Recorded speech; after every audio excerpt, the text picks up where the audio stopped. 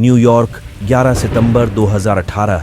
आसमान में उड़ता एयर इंडिया 101 जमीन पर उतरने के लिए जॉन एफ कैनेडी अंतर्राष्ट्रीय हवाई अड्डे पर पहुंच रहा है, लेकिन ये इसका दूसरा प्रयास होगा। इस विमान को 14 घंटे की उड़ान के बाद कई संवेदनशील उपकरणों की विफलता का सामना करना पड़ा है। उनके पास ईंधन की कमी हो रही है। उन्होंने ILS को भी खो दिया है। यह वो उपकरण है जो पायलटों को विमान को उतारने में मदद करता है, विशेष रूप से जब कॉकपिट के बाहर खराब मौसम में चारों ओर बादलों के साथ भारी बारिश हो रही हो। इसके कारण रनवे को देखना लगभग असंभव है। हर गुजरते मिनट के साथ वे अधिक ईंधन का उपयोग कर रहे हैं। क्या होगा जहाज पर सवार उन 357 लोगों का जो कई सपने लेकर न्यूयॉर्क पहुंचना चाहते थे? अब यह इस पर निर्भर करता है कि पायलट अगले कुछ मिनटों में क्या करते हैं। यह एयर इंडिया फ्लाइट 101 की कहानी है।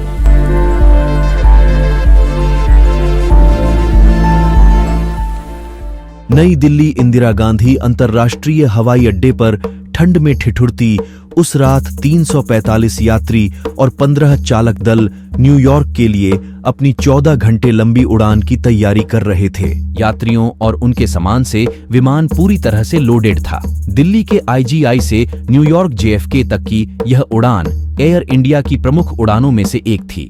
यह उड़ान यात्रियों को पाकिस्तान, रूस, फिनलैंड के बीहड़ इलाकों से होते हुए ध्रुवीय मार्ग पर पहुंचेगी और संयुक्त राज्य अमेरिका में प्रवेश करने से पहले ग्रीनलैंड और कनाडा के ऊपर से गुजरेगी। AI-101 में 4 पायलट थे, 2 मेन पायलट के रूप में और अन्य 2 राहत दल के रूप में थे।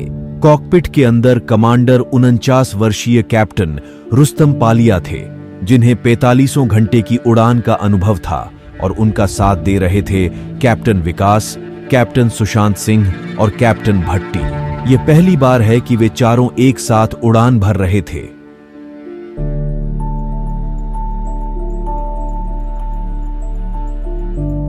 उड़ान से पहले पूर्व ब्रीफिंग के दौरान इंजीनियरिंग स्टाफ ने बताया कि उड़ान की ऑक्सिलरी पावर यूनिट APU काम नहीं कर रहा।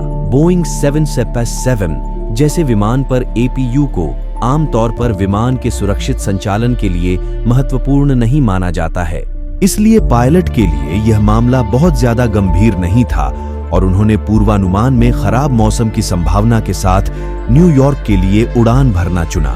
कैप्टन ने वैकल्पिक हवाई अड्डे पर ले जाने के लिए अतिरिक्त 800 किलो ईंधन भरने का विकल्प भी चुना। चालक दल ने पुश बैक और टैक्सी क्लियरेंस के लिए कहा और विमान लगभग 1 घंटे की देरी से स्थानीय समयानुसार सुबह 3 बजे दिल्ली से रवाना हुआ। टेक ऑफ सही रहा, लेकिन पाकिस्तानी हवाई क्षेत्र के ऊपर उड़ान के 40 मिनट बाद समस्याएं उत्पन्न होना शुरू हो गईं।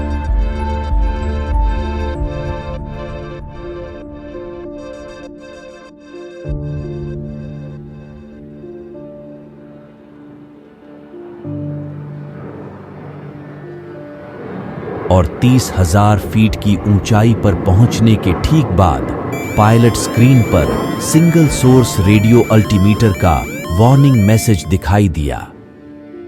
रेडियो अल्टीमीटर हवाई जहाजों के लिए एक जादूगर की तरह है जो उन्हें बताता है कि वे जमीन से कितनी ऊंचाई पर हैं। इससे पायलटों को सुरक्षित लैंडिंग करने और सही ऊंचाई पर उड़ान भरने में मदद मिलती है।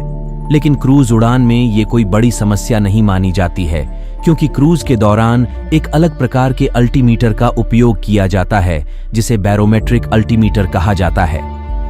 बैरोमीटर का अल्टीमीटर हवा के दबाव का उपयोग यह निर्धारित करने के लिए करता है कि वे समुद्र तल से कितने ऊपर हैं, लेकिन यह रेडियो अल्टीमीटर की तुलना में कम सटीक है। रेडियो अल्टीमीटर प्रस्थान और अधिक रूप से लैंडिंग के दौरान महत्वपूर्ण हो जाता है। फिलहाल हम आगे बढ़ते हैं।